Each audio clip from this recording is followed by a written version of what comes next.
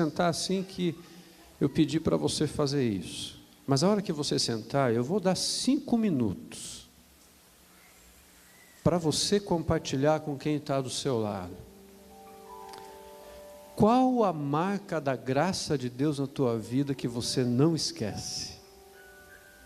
E que você traz à tua memória e diz assim: meu coração parece que começa a bater mais forte, eu começo a tremer, já me dá vontade de chorar, meu coração parece que vai ficando apertadinho, porque eu lembro um dia que Deus fez isso na minha vida. Quando nós começamos a compartilhar dessa graça de Deus, Deus usa isso para abençoar, aumentar a fé, renovar, fortalecer, reanimar, revigorar aquele que talvez está do seu lado hoje aí. Muitas vezes nós esperamos tantas coisas daqui de cima, mas você tem tanta coisa preciosa de Deus para compartilhar. Então, enquanto o teclado toca, eu vou pedir isso para você. Você sentar e você compartilhar com quem está do seu lado. Olha, eu quero contar para você uma das marcas da graça de Deus na minha vida, que bate forte aqui. Compartilha aí. Você vai ter esse tempo, depois eu vou orar junto com você, assim sentado mesmo. E daí nós vamos depois meditarmos na palavra de Deus. Eu vou te dar 5 minutinhos para você compartilhar. Querido, se você não tiver nada para compartilhar, nada, reveja desde agora como é que anda a sua vida com Deus.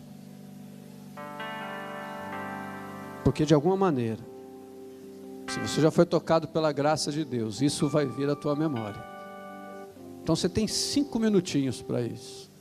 5 minutinhos.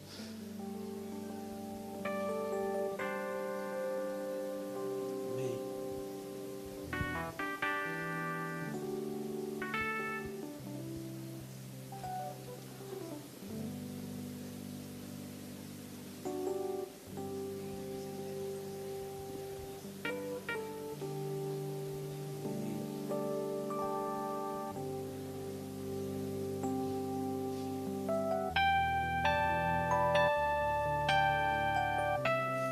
Talvez isso não seja algo tão natural para você, mas querido, você é um ministro da graça de Deus.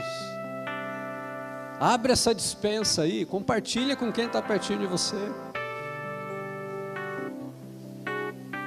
E fala: olha, eu tenho algo de Deus na minha vida. Tem algo que Deus fez.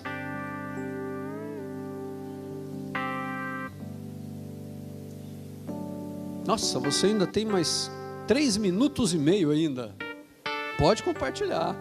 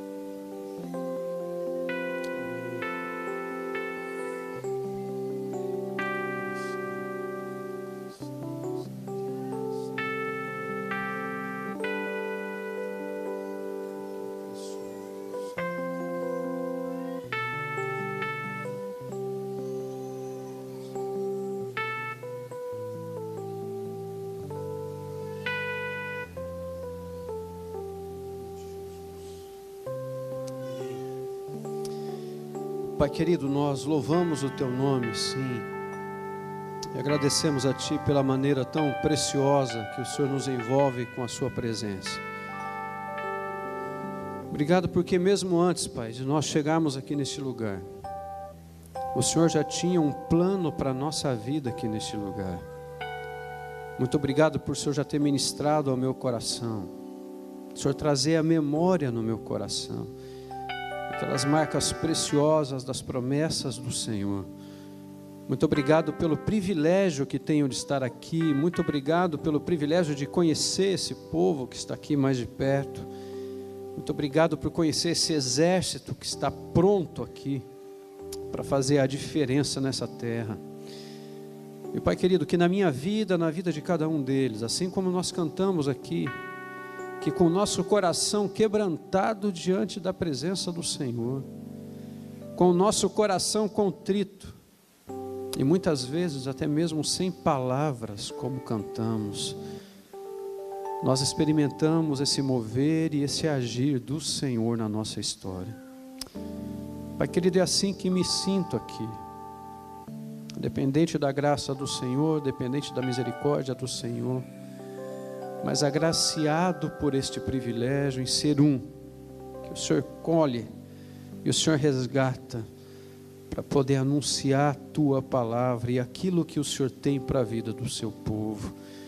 Me escondo atrás da Sua cruz, Pai. E assim como estamos aqui nesse sentimento, sim, adoração ao Senhor em primeiro lugar, nós continuamos abertos. Eu continuo com meu coração aberto a tudo que o Senhor tem preparado. Que o Espírito Santo do Senhor continue com a liberdade de mexer com a gente, de mexer nos nossos valores, de colocar novamente no foco certo os princípios que talvez nós precisamos reajustar na nossa vida. Mas Pai querido, que seja o Teu Espírito Santo falando conosco. Assim seja na minha vida, na vida de cada um. É o que eu oro, agradecidos, em nome de Jesus. Amém, Senhor. Amém, amém, amém. Sabe, queridos, nessa caminhada nossa de vida cristã, eu observo que muitas vezes nós recebemos tantas coisas de Deus, mas tantas coisas de Deus, mas não temos o princípio de compartilhar estas coisas que recebemos de Deus. E aí a gente vai percebendo que a nossa vida, e vocês aqui, juventude, com tantos sonhos para realizar pela frente, a gente percebe, sabe o quê? Que a maioria de nós entramos nas nossas igrejas, nós ouvimos a palavra de Deus, nós ouvimos os sonhos de Deus, experimentamos o toque precioso da presença do Senhor na nossa vida, somos alimentados pela palavra de Deus naquele momento, mas a gente sai dali e tudo fica onde? Ali. É interessante que se eu pedisse para você fazer assim, olha, eu quero que você compartilhe a maior alegria que você teve na sua vida. Se fosse para compartilhar de time, pois é, tal, não, e de política, né? Se fosse para compartilhar tanta coisa, a gente tem tanto assunto. Mas você percebeu que quando é para a gente falar daquele que é a razão da nossa vida, daquele que é o motivo da nossa canção, daquele que nos inspira, daquele que cuida da gente como ninguém cuida, daquele que nos ama, mas é um amor que não nos frustra, aquele que é capaz de nos tomar na palma da sua mão e falar assim, filho, filha, está aqui, estou aqui para falar dele. Parece que trava. O meu desejo com vocês, queridos, daquilo que Deus está fazendo nesse lugar, na sua casa, nessa cidade, através da liderança dessa igreja, através da liderança que você tem na sua igreja, tem outros que estão aqui. O meu desejo é que você tenha o privilégio e a alegria de ser esse agente da graça de Deus, que compartilha sem medo, com liberdade, daquilo que Deus tem feito na sua história. Muitas vezes não precisa de muitas ferramentas e muitas coisas. A gente fica esperando, como a gente ouviu aqui, ser preparado.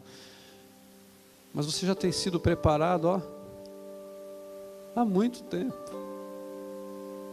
Basta uma decisão.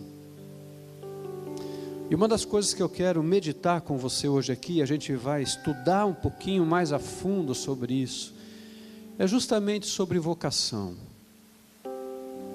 Uma das coisas que eu percebo que a gente mistura muito no nosso dia a dia é talento, dom, habilidade, vocação. E aí a gente faz uma salada com tudo isso e se perde no processo. Aí a gente já não sabe mais se a gente tem um dom, se a gente tem um talento, se a gente tem uma habilidade, se a gente é vocacionado, se não é vocacionado, se eu sou chamado, não fui chamado. Aí muitos são chamados e poucos escolhidos. Será que eu sou escolhido ou fui chamado? Eu estou aonde? O importante é que eu estou aqui. E aí a gente se perde nos processos e justamente por causa disso, a gente não assume algumas posturas que nós deveríamos ter irrevogáveis diante de Deus. Por isso que muitas vezes nós negociamos valores na nossa vida que jamais nós deveríamos negociar. Porque a profundidade daquilo que nós estamos vivendo, ela muitas vezes não passa de 5 centímetros. E a gente está tentando sustentar uma vida inteira com uma profundidade de um alicerce de 5 centímetros. E aí de repente eu louvo a Deus quando acontecem projetos como esse. Porque é uma oportunidade de você sair de 5 para 50, de 50 para 100, para 5, 10, 15, 20, 50 metros de profundidade. Não só de uma vida espiritual superficial, mas aquilo que Deus tem, quer e faz e deseja fazer na minha vida e na sua vida todos os dias. A primeira coisa que eu quero que você entenda é isso. Então você vai dizer para quem está do seu lado assim: olha, você é um ministro da graça de Deus. Diz aí para quem está perto de você. Mas você não falou com muita convicção não, você falou só porque eu pedi, tá? Agora fala com convicção assim: olha, você é um ministro da graça de Deus.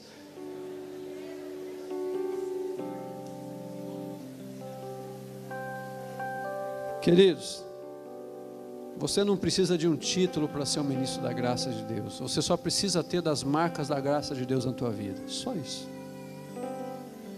E você já é um agente dessa da graça, e que está espalhando essa graça de Deus por onde quer que você vá.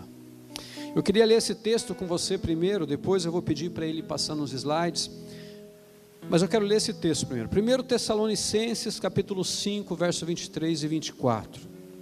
Depois eu vou pedir para você me acompanhar na apostila, tem um material, mas agora nós vamos só entender um pano de fundo sobre isso que nós vamos estudar. A palavra de Deus nos diz assim: que o próprio Deus da paz o santifique inteiramente, não é em partes, não é uma parte, não é em algum instante, é que o próprio Deus da paz o santifique inteiramente. E aí diz assim: que todo o espírito, a alma e o corpo de vocês sejam preservados irrepreensíveis na vinda de nosso Senhor Jesus Cristo. Aquele que o chama é fiel e fará isso. O ser por completo, você para Deus é um ser completo, corpo, alma e espírito. Aquele que chama é que é fiel. E eu vou confessar uma coisa para você aqui. Muitas vezes como líder, quantas vezes eu chamei pessoas e eu falhei.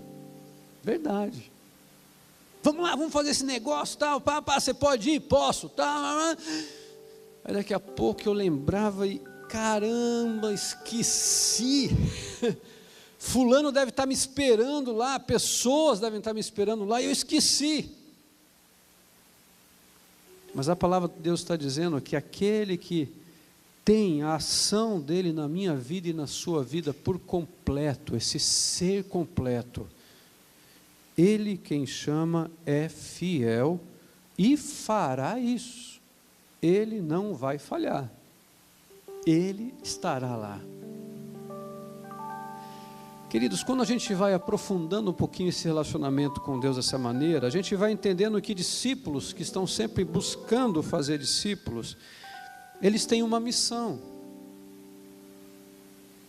Eles começam a compreender o propósito de Deus na vida deles, e não só o propósito de vida deles. Eles não ficam contentes só com aquilo que eles planejam ou sonham, eles tendem no coração deles, buscam intensamente no coração deles a todo tempo falar assim: Senhor, isso que eu estou caminhando é o que o Senhor tem para mim? Essa é a tua vontade para mim? Aonde o Senhor quer que eu chegue? Isso vai me conduzir para onde? Para onde isso vai me levar? Aqueles que desejam ardentemente na sua vida experimentar qual que é a sua missão de vida aqui nessa terra, não vão fazer isso em determinado tempo. E olha aqui para mim, vou falar uma coisa para você, queridos. O que eu viajo em congresso falando, em palestra, além de todos os eventos que tem na igreja, mas eu vou te dizer uma coisa: a sua missão não é ir de evento em evento. A sua missão é receber aquilo que Deus fala ao teu coração e você aplicar isso como um estilo de vida, aonde você está ou aonde ainda você vai estar. Então, quando eu ouço aqui falando a liderança, olha, preste atenção essa tarde inteira do que Deus está falando com você, aproveite, suga, aprenda ao máximo. É porque o desejo, queridos, é que não seja mais um congresso que você está participando. Eu tinha um rapaz, ovelha minha, no tempo que eu pastoreava jovens, eu estou no ministério na PIB há 14 anos, e comecei lá pastoreando jovens. E tinha um rapaz chamado Jair, muito inteligente, falava alemão, inglês, francês, estava terminando o doutorado dele na Universidade Federal, na área de engenharia científica, na área de pesquisa científica, e de repente o Jair, ele tinha um hobby, ele participava de muitos eventos, mas muitos congressos, tantos seminários que ele ia, que ele se inscrevia, e aí ele guardava todos os crachás, cada congresso que ele ia, o hobby dele era guardar os crachás. Mas tinha algo na vida daquele menino que era diferente. Eu lembro que eu não precisava marcar horário com ele, ele que marcava comigo. Ele chegava assim: pastor, essa semana o senhor pode me atender? Eu falei: vamos fazer o seguinte, já que você sempre está querendo conversar comigo, já senta lá com a Fernanda, que é a secretária, e já marca quantos dias você quiser, que daí fica mais fácil. Sabe o que ele fez? Ele marcou um ano inteiro, toda semana. Um ano inteiro, toda semana. Eu chegava lá, Fernanda, como é que está a agenda da semana? Aí ela, pastor, tem isso, tem aquilo, e tem o Jair. Tem o Jair, legal, vamos lá. E aí o Jair chegava com a Bíblia dele na minha sala, falava assim: pastor, me explica sobre esse texto aqui. Eu estou numa área que é racional, eu estou trabalhando numa área onde a ciência é a razão, e todas as vezes que eu vou confrontar professor, meus mentores lá na faculdade, todas as vezes que eu vou em cursos fora, que eu ouço e que a gente se reúne para decidir sobre assuntos científicos, eu não tenho como negar minha fé em Jesus. É a hora que eu falo, eles, não sei o que tal. E só o que eu conheço aqui não é suficiente. Querido, sabe quanto tempo o Jair fez isso comigo? Toda semana que ele conseguia marcar, durante 2 anos. E aí um dia eu fui visitá-lo. Aí ele abriu uma porta que ele tinha especial, um armário especial, eu devia ter lá, eu acredito, eu vou chutar, tá? Não vou dizer número exato, mas eu chutar assim uns 200 crachás desse aí. E aquele menino simples, mas muito inteligente, ele quebrou meu coração quando ele virou e falou assim: pastor, se isso aqui realmente tivesse valor, é que é um hobby para mim, eu trocaria tudo isso aqui para cada vez mais conhecer o que Jesus tem para a minha vida. Eu lembro que eu fiquei olhando para o Jair assim e falei: Deus, eu queria estar assim, verdade, queridos. Às vezes a gente acha que só porque é pastor, né? A gente não, mas eu muitas vezes, a gente entra em atividade, entra em compromisso, sai daqui, vai para lá e ora porque vai pregar, e ora porque vai dirigir o louvor, e ora porque, mas tem hora que a gente está precisando orar, porque a gente está precisando. E foi tão bonito ouvir aquilo do Jair. Isso eu visitei ele numa segunda-feira. No sábado me ligaram, o pai dele me ligou desesperado, falou assim: pastor, eu preciso da sua ajuda. O que aconteceu? Estou aqui no hospital, Jair sofreu um acidente de carro.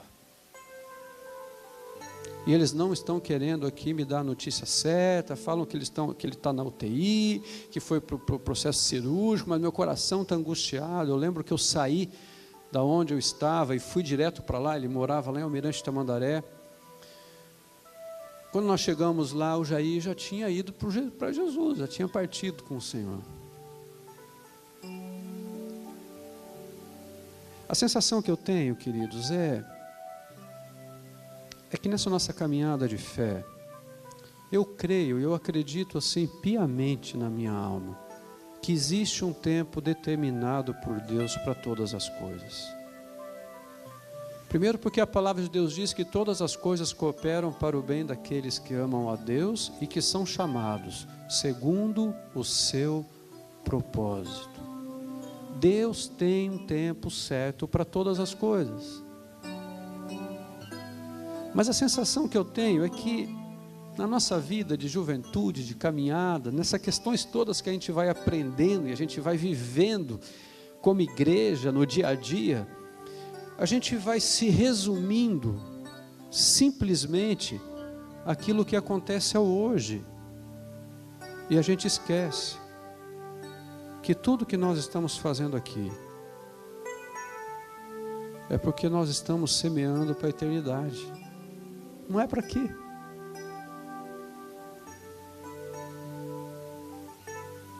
É como se a minha realização maior era pegar minha agenda esse ano como eu fiz o ano passado, olhei a agenda do ano passado, até para reorganizar melhor ainda para 2014.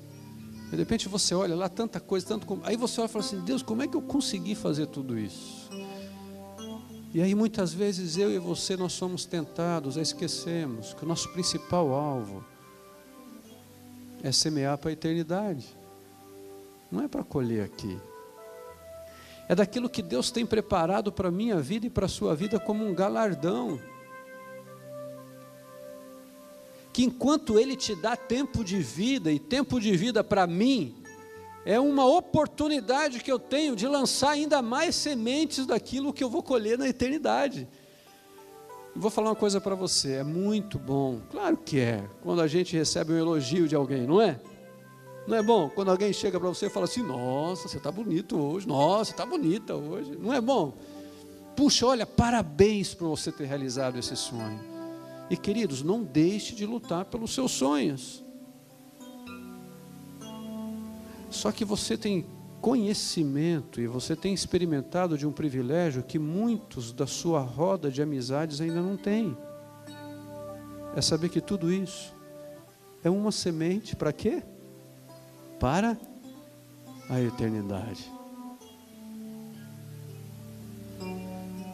Se eu fosse falar de sonhos aqui, viu, pastor Leto, a gente ia ficar horas e horas, eu e você aqui compartilhando, porque eu sou sonhador mesmo.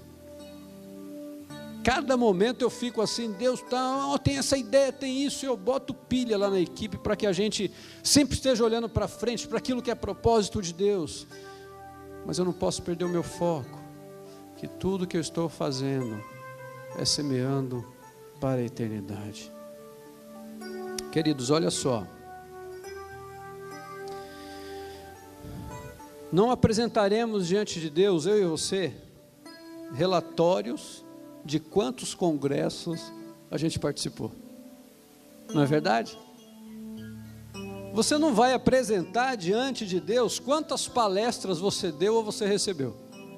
Você não vai apresentar quantas músicas você ministrou, quantas músicas você tocou, ou quantas músicas você cantou, ou quantas vezes você atuou, ou quantas vezes você fez uma coreografia. Não, você não vai apresentar nada disso. A primeira coisa que eu e você vamos apresentar diante de Deus, a palavra de Deus nos diz isso, que são as nossas mãos apresentando diante dele, é o que a gente fez com o dom e o talento que ele nos deu. Se através disso vidas foram transformadas e impactadas e decidiram caminhar com Jesus, ou isso foi simplesmente utilizando uma habilidade que eu tenho. A verdade é que a minha vida espiritual e a tua com Deus cada dia, ela precisa ter uma profundidade a tal ponto que a minha espiritualidade e a sua espiritualidade, ela produza um impacto na vida de outros. Querido, senão é uma espiritualidade minha, ela é só minha, sou só eu que experimento. Se não produz impacto na vida de outros, eu vou falar uma coisa para você aqui, é religiosidade, é emocionalismo, é prazer. Nossa, como é bom experimentar o toque de Jesus, eu chorar, eu cantar, levantar a mão, nossa, é tremendo. Mas quando a nossa espiritualidade está marcada e confrontada e alicerçada naquilo que a gente vive com Jesus todos os dias, a nossa intimidade, você quer ter uma noção e medir isso? Avalie quantas pessoas têm sido impactadas através da sua vida, mesmo sem você falar nada.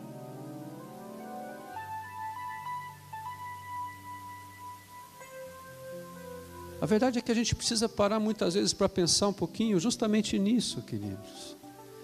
E a gente sai daquela nossa zona de conforto, aquele momento que a gente vive de conforto, para ir mais profundo no que Deus tem para a minha vida. Eu acho tremendo parar para pensar que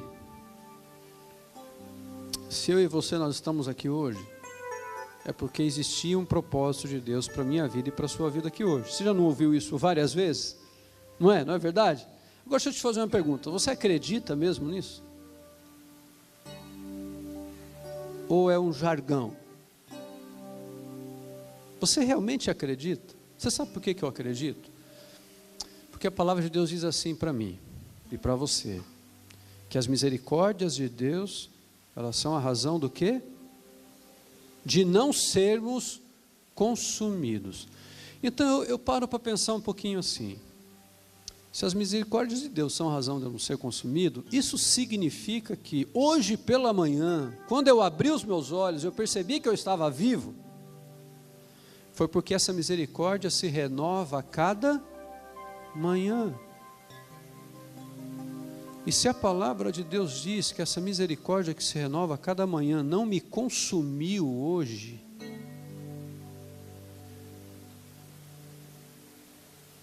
eu fico pensando nisso, queridos. Sabe por quê? Deus, que é Deus e que conhece todas as coisas, já sabia. Sabe o que ele já sabia? Não era como é que estava a sua agenda hoje e a minha. Ele que sonda o coração, ele já sabia tudo o que você ia fazer de errado hoje. É isso. É simples. Ele já sabia tudo o que você ia fazer, pensar e que ia desagradar a ele. Antes que ele te consumisse, ele renova a misericórdia por você.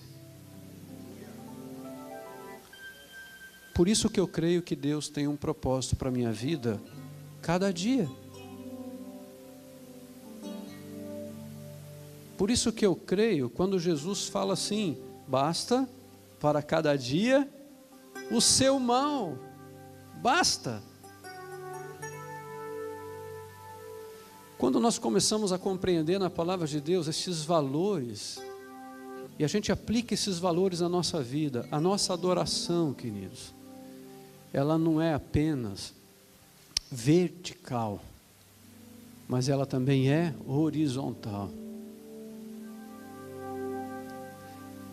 Eu tenho orado, e isso tem sido um desejo do meu coração, e esse tem sido um alvo que eu levei todo o ministério de oração da igreja lá, a isso esse ano. Esse ano a gente não fez um propósito de ensaiar tantas músicas, porque isso faz parte da responsabilidade nossa de preparar as músicas para os cultos. Eu não fiz um propósito com eles lá para esse ano, a gente expandir os grupos que a gente tem, o projeto que a Noêmia conhece lá do Espaço Vida e Música. Eu não fiz, não, vamos expandir, porque a gente vai expandir, está no coração, a gente vai expandir. Mas uma das coisas que eu tenho pedido a Deus, coloquei a equipe inteira e todo o pessoal envolvido na área de adoração na igreja, que é música, artes, música, dança e teatro. Falou, esse ano, nós precisamos, através do dom que Deus nos deu e do talento que Deus nos deu, ganhar essa cidade para Jesus. Chega de nos prepararmos para cantar no domingo. Chega de ensaiarmos e dá trabalho ensaiar, não dá? Não é? De preparar para ir apresentar, e daí a gente sai de lá, legal, foi bonito, graças a Deus, foi bênção. Chega. Que a música seja meio, que a dança seja meio,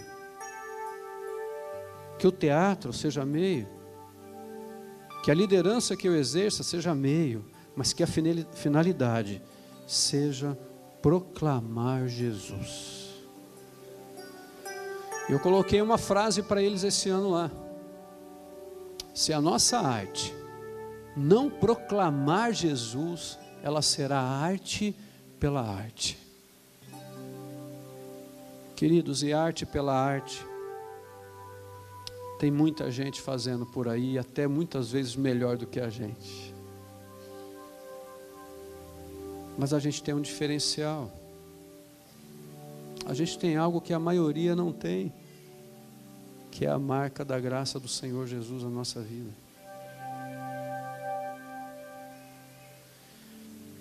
Quando a gente fala vocação, eu tenho uma vocação muito especial, sabe qual que é? É falar assim, tranquilo. Eu tenho uma vocação de fazer as pessoas dormirem que você nem imagina. Verdade. Tem uns que vão me ouvindo assim, vão meditando. Aí daqui a pouco estão meditando tanto, mas tanto, que nem lembram mais o que eu falei.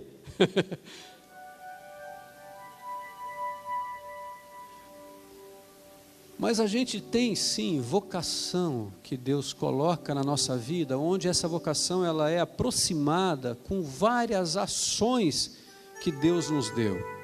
E o que eu queria ver com você também é isso. Então abre o seu livrinho, se eu não me engano na página 33, é isso?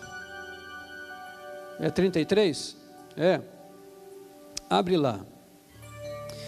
A gente vai tomar como uma base para entender essa questão de vocação e o que envolve isso na liderança de adoração, ou aquilo que envolve na minha vida, onde eu vou gerando discípulos. A primeira coisa que eu quero que você entenda comigo, e você pode passar para mim lá, é o que é vocação. Pode passar, mais uma. Isso, mais uma, por favor. Aí, isso aí. Eu não sei se quem está aqui na frente consegue enxergar lá, porque a tela está bem lá atrás. Então eu vou passando para você a informação aqui também, tá?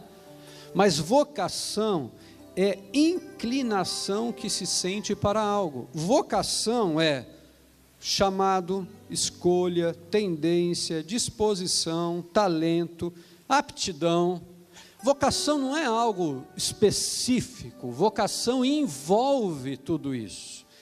Eu acho interessante, quando Aristóteles, e alguns aqui já devem ter estudado sobre ele, um filósofo grego, e ele tem uma frase que eu acho fantástica. Ele diz assim: onde uma necessidade do mundo e os seus talentos se cruzarem, aí está a sua vocação.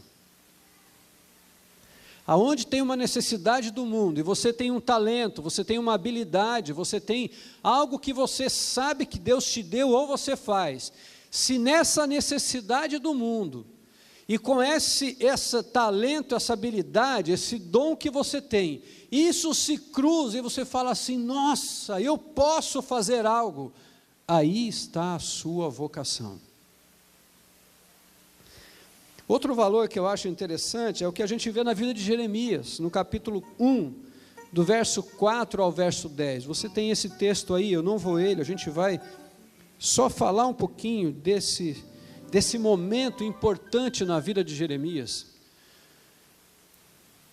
Jeremias foi impactado justamente na idade, de acordo com estudos, ele deveria ter em torno de 24 ou 25 anos de idade. Na juventude dele. Jeremias, ele foi impactado por algo que Deus falou para ele. Agora, nos dias de hoje, a gente ouvir Deus falar conosco é um pouquinho diferente do que acontecia naquela época.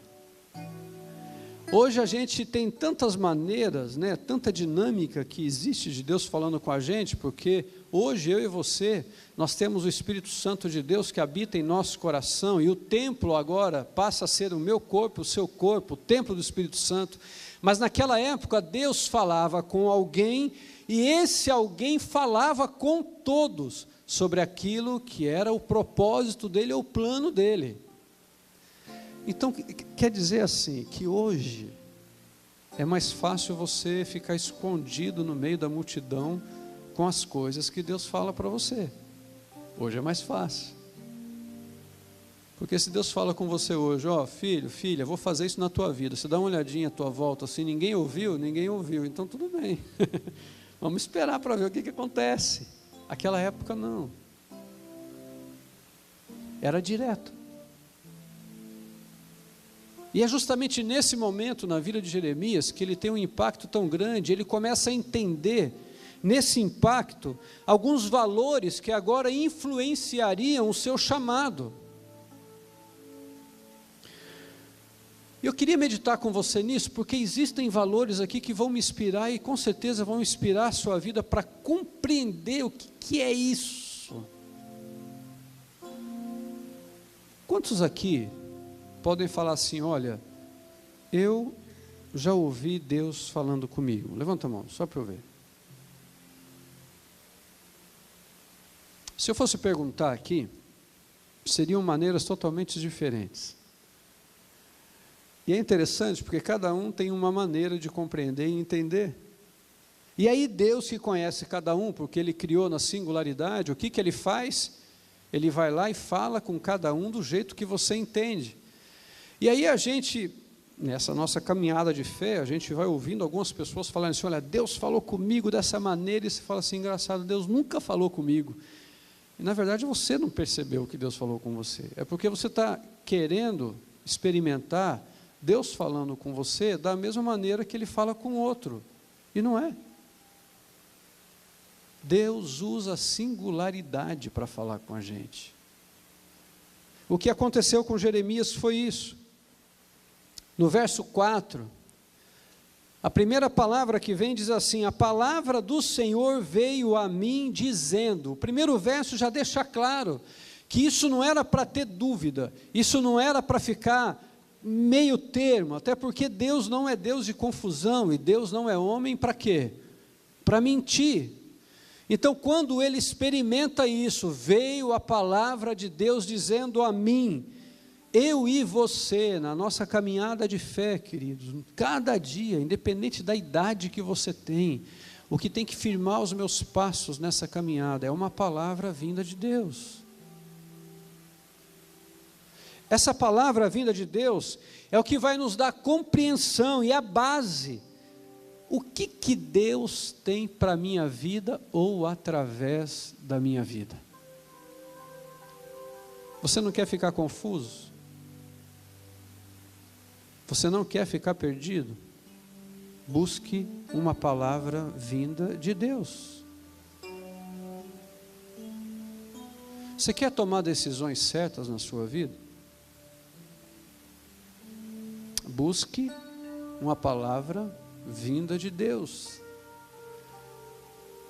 No Novo Testamento, em Colossenses, diz assim: seja a paz de Deus o árbitro do teu coração. E em Filipenses diz: e a paz que excede todo entendimento cuidará do vosso coração.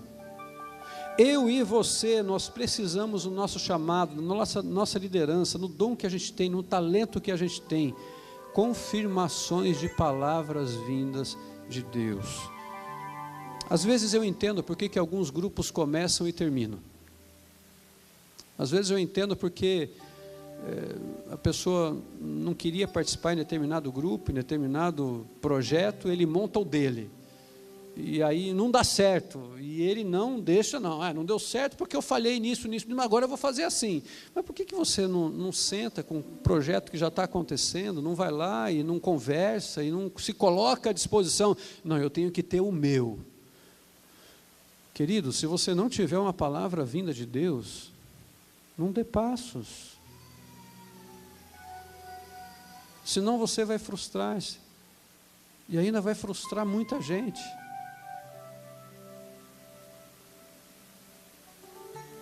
A palavra vinda de Deus, ela não gera dúvida, na verdade ela vai produzir na minha vida e na tua vida intimidade. Vai produzir uma intimidade com Deus a tal ponto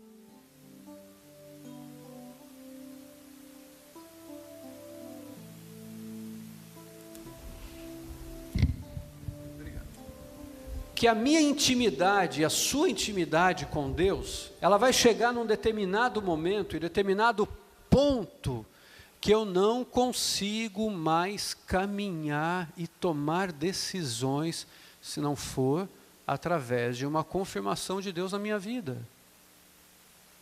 Deixa eu contar uma experiência para você que nós passamos em casa. O meu filho mais velho, o Victor, sempre foi de muita opinião, diferente do Gabriel, que já é mais tranquilo, mais calmo, nem precisa dizer para você para quem que ele puxou, né?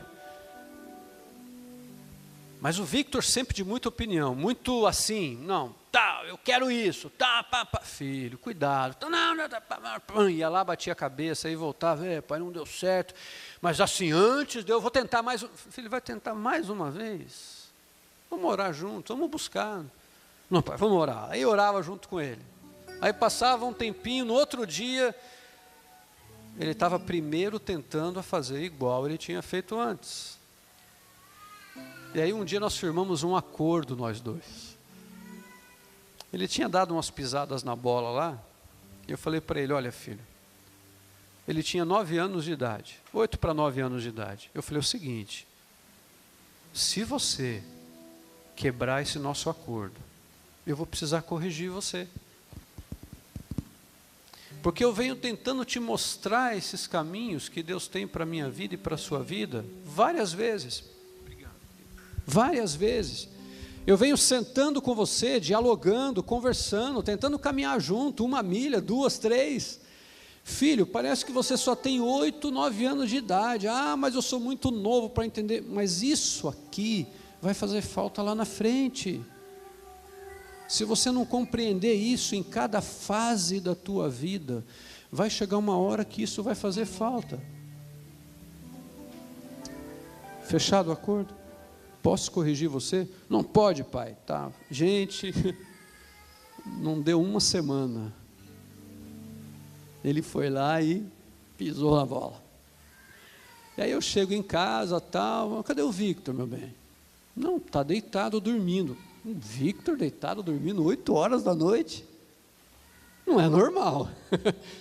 Ele está bem? Não, está bem, não está com gripe, não está com febre, não, está bem. Fui lá no quarto, chamei ele: filho, daí, o que aconteceu? Não é nada não. O que está acontecendo, filho? Não, pai, não. Aí eu olhei nos olhos dele e falei: filho, você pode tentar esconder de mim, mas de Deus eu sei que você não esconde, você sabe que você não esconde. Mas no meu coração, eu sinto que tem algo errado.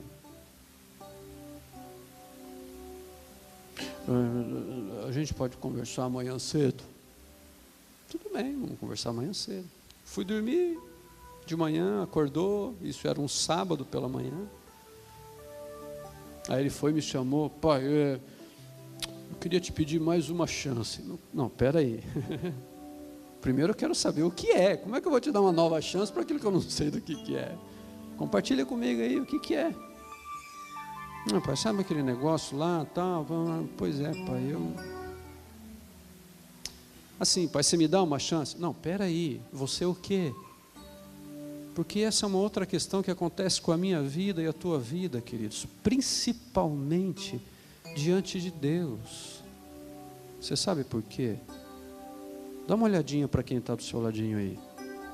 Ela está dormindo ou está acordada? Está acordado? Tem uns que estão meio dormindo? Você sabe o que acontece? A pessoa que a gente vê, os nossos olhos estão olhando aqui. A gente toca, sente a mão. Mas Deus, eu não vejo. É pela fé. Quando eu canto, eu vejo a glória do Senhor hoje aqui. Sabe o que eu estou vendo mesmo? Aqueles mais racionais, né? Porque tem uns emocionais que já falam assim, ai, eu estou vendo, e o outro está assim, aonde? Porque tem aqueles que são emocionais e tem aqueles que são racionais, né? Mas a gente crê, e a grande tendência que eu e você nós temos é fugir de assumir a responsabilidade pelos atos e das coisas que estamos fazendo, e principalmente daquelas que nós não estamos fazendo. Eu falei, filho, eu quero saber o que foi que você fez. Não, pai, você já sabe. Não sou adivinho, não tem bola de cristal, como é que eu vou saber o que você fez? Não, pai, a gente conversou semana passada. Eu falei, filho, a gente conversou tanta coisa semana passada. Você não lembra mesmo, pai? Olha, eu lembro de acordos que a gente fez. Então, é um desses acordos. Sabe? É liso. Mas daí eu fiquei quieto, fiquei só olhando para ele, olhando nos olhos dele. E eu vi que começou a correr uma lágrima no olho dele. E ele falou assim, pai, eu falhei nisso.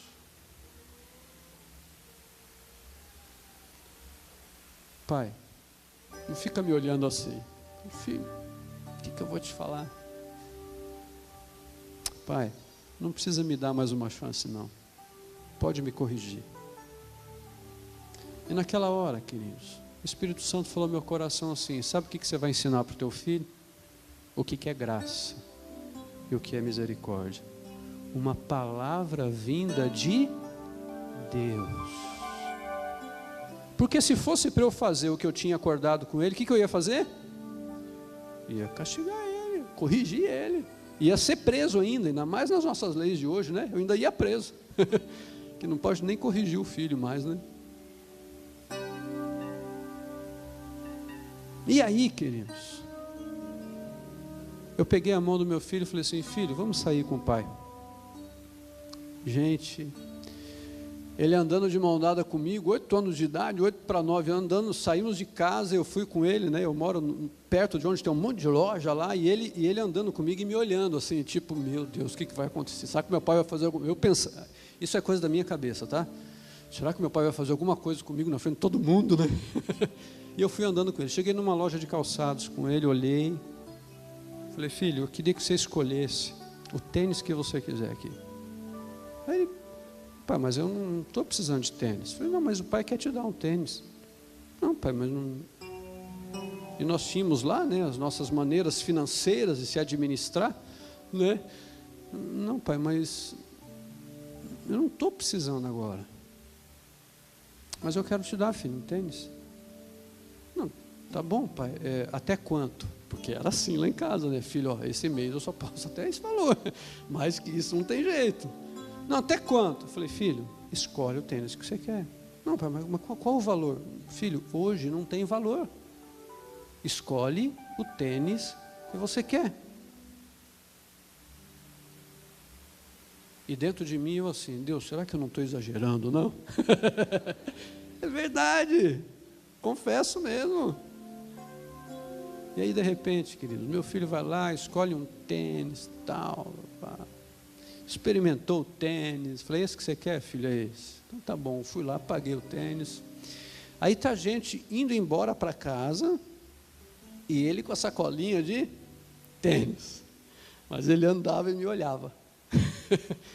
E eu fazendo de conta que não estava vendo, né? Só sentia aquela cabecinha levantar assim, me olhando. Aí a gente chegou em casa, fomos no quarto, falei, abre para eu ver como é que fica no seu pé. Ele abriu, colocou no pé.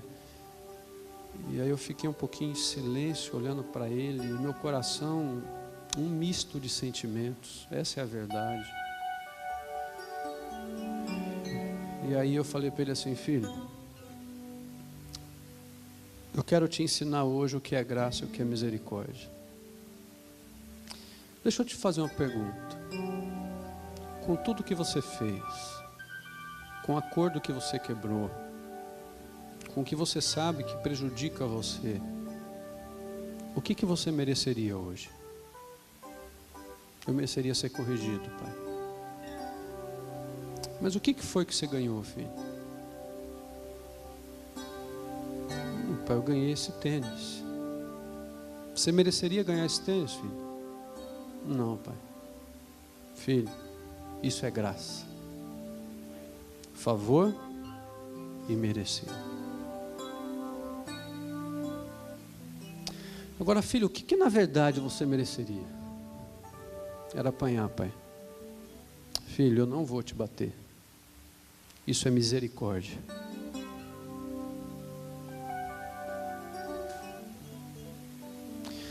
Quando a palavra vinda de Deus para a nossa vida, queridos, elas nos orientam em coisas que parecem ser tão pequenas. Elas produzem marcas profundas, alicerces profundos na nossa vida, de tal maneira que nunca mais a gente esquece. E hoje ele está casado, tem o filho dele. E é interessante eu ver o meu filho hoje pegando, colocando o filho dele no colo, colocando a mão na cabeça, falando assim, Senhor, abençoa a vida do meu filho, abençoa a vida do meu filho, abençoa a vida do meu filho. Agora você acha que isso é porque eu sou pastor, querido? Você acha que isso é porque eu oro? Não.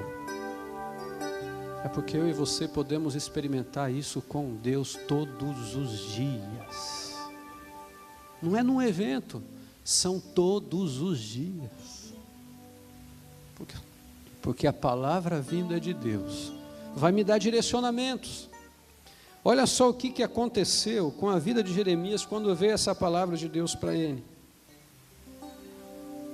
O verso 5: antes de formá-lo no ventre eu o escolhi, antes de você nascer eu o separei e o designei profeta às nações.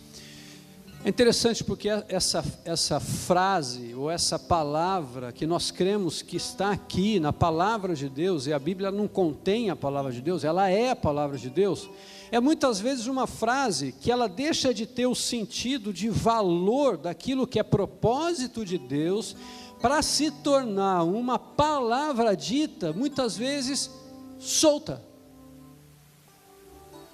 Quantas vezes algumas pessoas chegavam para mim e falavam assim, você é gerado já, escolhido de Deus, lá no ventre da sua mãe.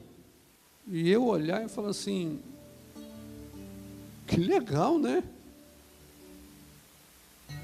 Talvez a minha compreensão, eu não entendia o que era isso, até o dia